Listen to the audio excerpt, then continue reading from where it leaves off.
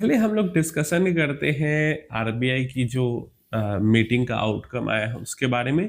उसके बाद हम लोग करेंगे यूएस ईरान को लेकर क्या प्रोग्रेस हुआ है आज के दिन में, उसके बारे में। तो आरबीआई की पॉलिसी की अगर बात करते हैं तो आरबीआई ने पॉलिसी को अनचेंज्ड रखा है। जो पहले से इंटरेस्ट रेट था उसी इंटरेस्ट रेट को आगे भी के लिए भी रहने दिया, किसी तरीके की बढ़ोतरी और न ही घटोतरी कुछ नहीं की है। और जो एक्सपेक्टेशंस थी मार्केट की वो भी यही थी कि इसको स्टेबल ही रखा जाएगा, बढ़ाया घटाया नहीं जाएगा। तो 5.25% के आसपास अभी भी हमारे यहाँ पे रेपो रेट है भारत के अंदर में आरबीआई का। इसके अलावा जो स्टांस रहा है गवर्नर साहब का वो अभी भी न्यूट्रल ही है। इसको बहुत ज्यादा डोविस हॉकिस कुछ नहीं किया गया है, न्यूट्रल स्टांस है। जब जैसी जरूरत होगी तब तैसा ट्रीटमेंट जो है आरबीआई यहाँ पे करने वाली है आगे चल के भविष्य में। ये सब तो ठीक है। इसके अलावा जीडीपी का जो प्रोजेक्शन है उसको 0.1% से बढ़ा दिया है और इन्फ्लेशन को 0.1% से घटा दिया है। तो ये सब चीजें तो ठीक है, चलो जो एक्सपेक्टेशन था उसके मुताबिक ही इंटरेस्ट रेट रहा। प्लस जीडीपी के प्रोजेक्शन को बढ़ाया गया FY27 के लिए एंड इन्फ्लेशन के प्रोजेक्शन को घटाया गया, सब चीज सही है। अब यहाँ पे आरबीआई ने मतलब गवर्नर साहब ने जो कमेंट्री की उसके बाद जो उन्होंने अपना ब्रीफिंग किया उसके अंदर तीन जो है प्रॉब्लम्स अभी भारत के लिए उन्होंने सामने रखे हैं, जिसको मैं भी आपके साथ डिस्कस कर रहा हूं। सबसे पहली प्रॉब्लम सामने जो रखा गवर्नर साहब ने, संजय मल्होत्रा साहब ने, वो यूएस ईरान वॉर को लेकर रखा। उन्होंने मेनली यही कहा कि यूएस ईरान जो वॉर चल रहा है इसके कारण एनर्जी जो क्राइसिस है, एनर्जी के जो प्राइसेस हैं वो ज्यादा हो जा रहे हैं, बढ़ जा रहे हैं। और हमने भी देखा कि जो 55 टू 75 के रेंज में क्रूड ऑयल घूमता रहता था, अब वो 75 टू 100 प्लस ही मान लो 120 तक के रेंज में यहाँ पे घूम रहा है। तो डेफिनेटली ये एनर्जी की प्राइसेस का हाई जाना हमारी इकोनॉमी के लिए सही नहीं है, जिसके बारे में हम लोग भी डिस्कस करते हैं एंड सेम चीज जो है आरबीआई की तरफ से हमें सुनने को मिला है। अब चलो जब वॉर वाली बात शुरू हो ही गई है तो वॉर का जो अपडेट है वो भी क्लियर कर लेते हैं, फिर आगे की दो जो प्रॉब्लम्स आरबीआई ने बताई है उसको भी डिस्कस करेंगे। पहली प्रॉब्लम ये हो गई वॉर वाली। वॉर को लेकर अपडेट ये है कि अभी भी प्रेजेंट टाइम पे जब मैं देख रहा था अपडेट्स, वहां पे भी 40 मिनट 45 मिनट 1 घंटे पहले तक के यही अपडेट्स थे कि हॉर्मुज को फ्री करने को लेकर जो अनाउंसमेंट है वो कभी भी हो सकती है, ऐसा बार बार यूएस की तरफ से अपडेट आ रहा है। तो ये अच्छी अपडेट है। लेकिन यहीं पे यूएस ईरान से ही रिलेटेड एक बुरी अपडेट भी है। बुरी अपडेट क्या है? इंडिया के फ्लैग वाले शिप के ऊपर रेड सी के अंदर में एक प्रोजेक्टाइल से अटैक हुआ, ड्रोन या मिसाइल किसी चीज से अटैक हुआ और वो शिप पूरा का पूरा डूब गया। उस पे 13 क्रू मेंबर से 13 में से 12 क्रू मेंबर इंडियन थे और जो एक क्रू मेंबर था वो यमन का था। और यमन के पास ही शिप पे ये अटैक हुआ और शिप डूब गया। सारे 13 के 13 क्रू मेंबर्स मरे नहीं है, सारे 13 के 13 नंबर मेंबर्स को सेफली रेस्क्यू कर लिया गया, लेकिन शिप डूब गया। इसके अलावा एक और घटना हुई है रेड सी के अंदर में ही, सऊदी अरेबिया के एक टैंकर के ऊपर अटैक किया गया है और उसको भी डिस्ट्रॉय कर दिया गया है, ऑयल टैंकर को। एंड जो ऑयल टैंकर सऊदी अरेबिया वाला जो डिस्ट्रक्शन हुआ है उसकी जो जिम्मेदारी है वो यमन के जो हुतीज है उन्होंने ली है कि उन्होंने ही अटैक किया उसके ऊपर। तो डेफिनेटली ये थोड़ी सी चीज अच्छी नहीं थी। ये दोनों चीजें जो हुई हैं वो मार्केट सेंटिमेंट को खराब करने वाली हुई है। इसके अलावा तेल के दाम भी देखोगे तो जो ऑयल के दाम थे, आज तेल के दाम वो थोड़े से जंप कर गए, थोड़े से जंप किए थे शुरुआत में, फिर नीचे आए, फिर ऊपर गए, लेकिन कुल मिला के रेंज में अभी वही है, 75 से 80 के रेंज में ही घूम रहा है। ब्रेंट क्रूड 80 से थोड़ा सा ऊपर और 80 से नीचे यहाँ पे WTI क्रूड घूम रहा है।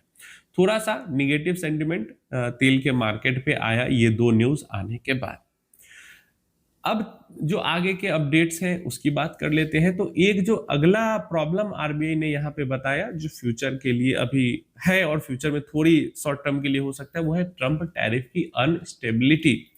जैसे हमने देखा 200% फार्मा टैरिफ, जैसे हमने देखा कि रसिया से जो बिजनेस करता है उसके ऊपर अमेरिका लगाएगा टैक्स।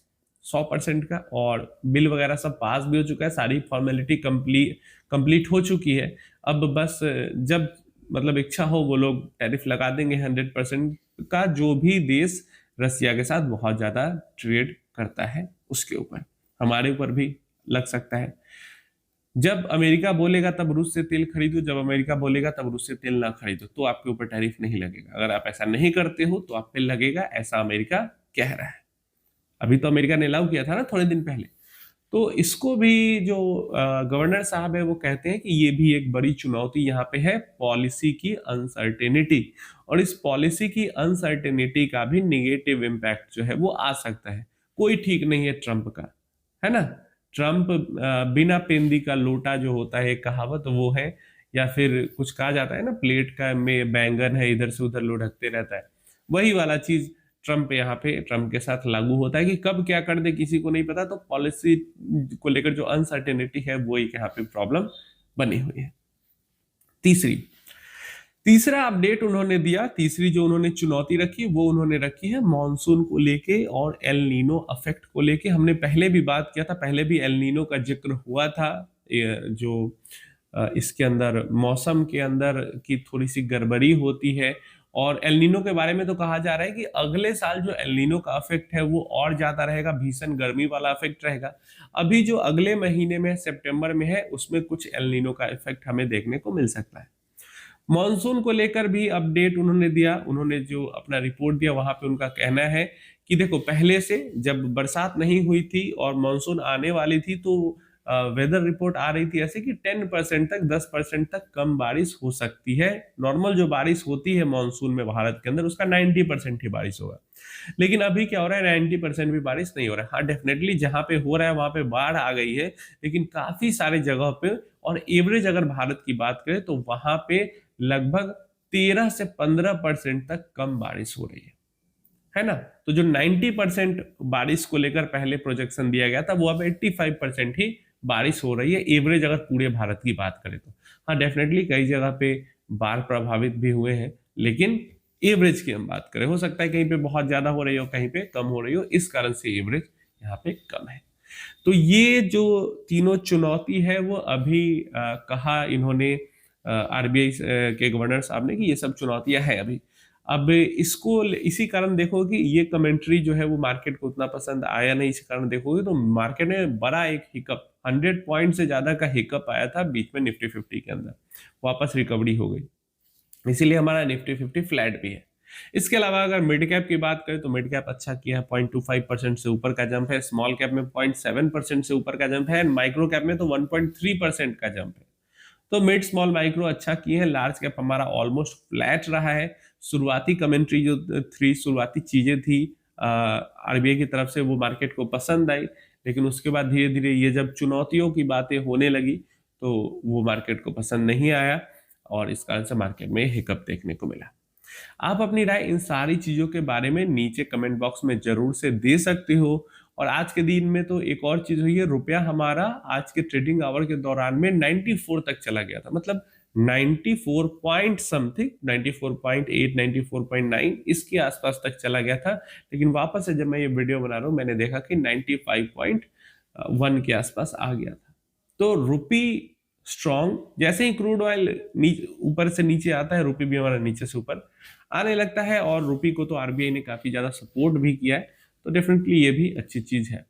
तो कुल मिलाकर देखें तो आरबीआई ने जो चीजें चल रही हैं उसको सामने उठा के रखी, और इन चीजों को लेकर हम भी लगातार, आरबीआई ने एक नई बात वेदर रिपोर्ट को लेकर की है जिसके बारे में हम रेगुलर बात नहीं करते, नहीं तो टैरिफ और जो ये वॉर वाली परेशानी है उसकी बात तो हम भी लगातार करते ही रहते हैं। तो ये सारी अपडेट है, कैसी लगी अपडेट, क्या आपकी राय है इन अपडेट्स के बारे में, नीचे कमेंट बॉक्स में जरूर बताना, और वीडियो को हाइप जरूर कर देना। बाकी कुछ करो ना करो, हाइप जरूर से कर दो। हमारे साथ कांटेक्ट करना चाहते हो, व्हाट्सएप नंबर दिया गया है वीडियो में, आप वहां पे कांटेक्ट कर सकते हो।